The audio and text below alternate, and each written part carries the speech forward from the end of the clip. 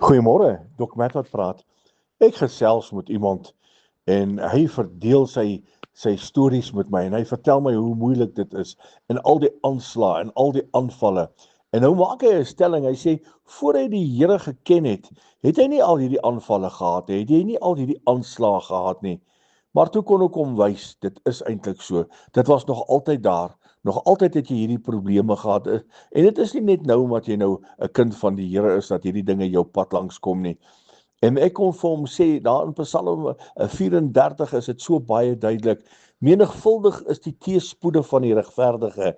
En as jy 'n regverdige is, dan gaan jy teëspoed hê, menigvuldig, soos in baie, dubbel soveel as wat jy ooit gehad het, gaan jy aanvalle, gaan jy aanslae hê, maar dit is die werke van die vyand, dis die werke van Satan, en hy sal kom met enige aanval om jou van spoor af te kry, om jou uit die hande van die Here te probeer ruk, maar hy gaan dit nie reg kry nie. Maar daar's 'n tweede gedeelte van Psalm 34 wat sê, alhoewel die teëspoede van die regverdige menigvuldig is, dan sê hy so mooi, uit hierdie almal red hy jou uit. So as jy baie teëspoed het, en jy's 'n kind van God, en jy's 'n regverdige, dan gaan hy jou uitred, dan gaan hy jou uithelp uit elke aanval, elke aanslag wat na jou pad langs kom. Hy sal jou uitred, en aan die einde van die dag sal jy meer as 'n oorwinnaar wees. So moet nou nie bekommerd wees oor die aanvalle wat kom nie, hulle gaan daar wees, maar die Here sal jou deurdra en red uit elke aanval. Herlewingsgroete.